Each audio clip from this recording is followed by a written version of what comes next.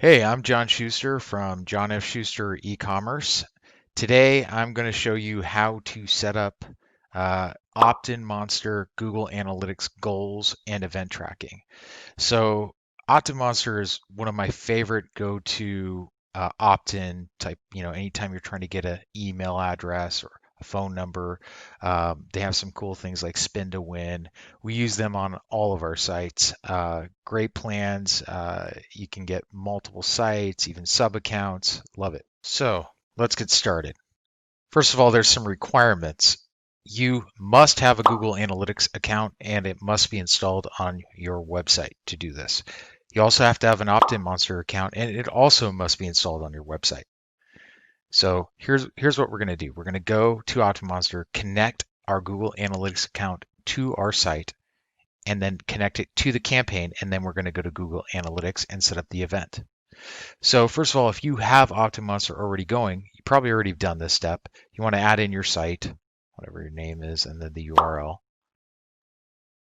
and click Save. Next, you'll see a Google Analytics connection here. It's a good place. This sort of will default it, so that way when you set up a campaign, it will already be there if you have it for that site. So you can see I got already a couple connections, but to create a new one, it's really easy. Just click here, and then you would just register Google Analytics. You have to have admin permission. It's going to open up a box like that, and boom, you connect it, and you're going to want to select the view here. So once you connect it, you have the account level. You would select the account, and then it's going to show you all your views that you have, the lowest level of Google Analytics, and you're going to want to connect it to that correct website. That's really important, and then click Save. Once you've done that, we're going to go to the campaign dashboard. I set up a test campaign here, and we're going to go and edit it. But first, I want you to see something really quick. Once you do set up a campaign and it shows up here on the screen, you're going to see an ID here, this GNIQ, this number. They already got a hotkey there to copy it right there. That number is really important. So now that I copied that, I'm going to paste it somewhere that I can get it. So let's see, we'll paste it right there for now. And then we'll go back to the campaign and we're going to edit the campaign now. I want you to notice something though. Let's see, GNII.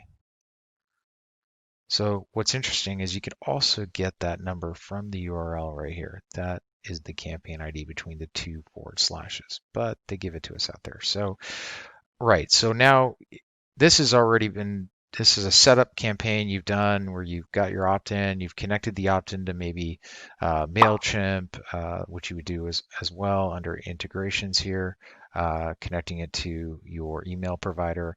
And then under analytics here, this is where we want to make sure the connection for the one that we just did for the site is showing up here correctly. So you would want to make sure it had that analytics account selected here and then the actual view level of the website that you're wanting to collect the information on. So, okay, once that's done, we're going to go over to Google Analytics now and make sure you click Save, and then it'll take you back out, and then go to Analytics. And now, to get to this view in Analytics, you need to be in the admin panel. When you're looking at your Analytics account, down in the bottom left, there's this little gear icon here. You want to click that, and then that's going to take you to kind of this view here. And then you want to make sure you're again in the right view, that lowest level, the same one we selected for our campaigns. And then you want to select goals. And we're going to create a new goal. And we can name it whatever we want. This doesn't affect the tracking. So we'll call it OptinMonster. I think we're going to use a spin to win, by the way, which is working pretty well right now. And then we're going to select event and we're going to click continue. Okay. Now we need, I believe, 2 out of 3 of these required red ones here to be able to track it.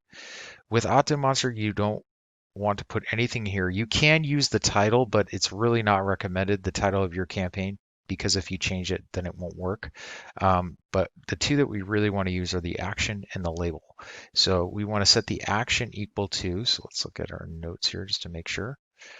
We're going to set the event category action. Oh, that shouldn't say that. We're going to set the event action equal to conversion. So that's really important. And we're going to set the event label equal to that campaign ID. So we're going to set it to conversion. We shouldn't have any spacing there. That could mess it up. And then we're going to go back to get that here. And I'm going to pop it in the label.